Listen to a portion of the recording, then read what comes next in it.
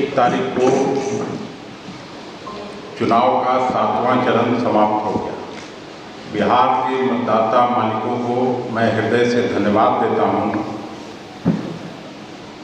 कि उन्होंने शांतिपूर्वक चुनाव संपन्न कराने का काम किया। कांग्रेस के सभी बड़े लीडर्स से लेके विलेज लेवल वर्कर्स तक को भी मैं हृदय से बधाई और धन्यवाद देता हूं, जिन्होंने बड़ी कड़ी मेहनत की इस चुनाव में, और निश्चित रूप से परिणाम भी हम लोगों के पक्ष में मिलेगा। 1 तारीख की शाम को जो एग्जिट पोल आया वो बिल्कुल फॉल्स एंड फैब्रिकेटेड है। हम लोगों को जो नीचे से ग्राउंड रिपोर्ट है उसके आधार पर मैं आप सब मित्रों को इतना कहना चाहता हूं कि हम लोग अधिकांश सीटों पर महागठबंधन के उम्मीदवार जीतेंगे, चाहे वो खगड़िया की सीट हो, सीपीएम लड़ी है, चाहे काराकाट की सीट हो जो माले लड़ी है। उस तरह से राष्ट्रीय जनता दल 1 दर्जन से ज़्यादा सीटों पर है आगे।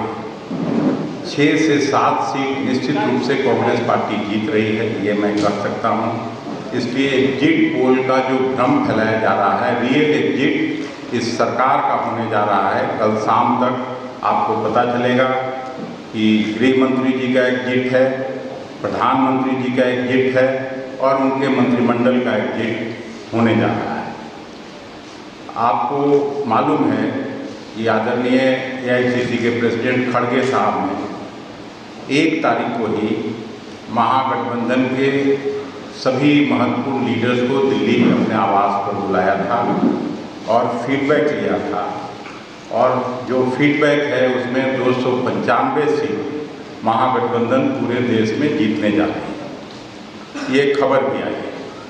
लेकिन एग्जिट पोल मैं आप लोगों को नहीं कह रहा हूँ, लेकिन जो मीडिया हाउसेज हैं वो निश्चित रूप से किसी न किसी के सरकार के प्रभाव में और उनके लिए काम कर रही है। इसलिए हम अपने आपके माध्यम से सभी राज्य भर में फैले हुए वर्कर्स को भी ये कहना चाहते हैं कि आप इस भ्रम जाल में नहीं आएं और मजबूती से काउंटिंग बूथ तक अंतिम तक डटे रहें।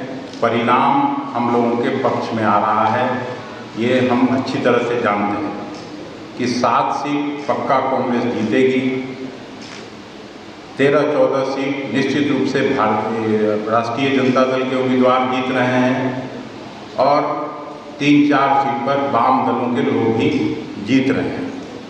तो ये कहाँ से इस तरह का एग्जिट पोल दिखाया जाता है, भ्रमजाल फैलाया जाता है। मुझे तो याद है मैं लोकसभा में चुनाव लड़ा था पहली बार 2004 में, उस समय भी इसी तरह का भ्रामक एग्जिट पोल आया था, लेकिन मनमोहन सिंह जी के नेतृत्व में हम लोगों की सरकार बनी थी और पूरी उम्मीद और जो हम लोगों की है वो निश्चित रूप से हम कह सकते हैं कि इस बार भी मोदी सरकार की विदाई कल शाम तक तय है और एक नई सरकार का गठन महागठबंधन के नेतृत्व में होने जा रहा है।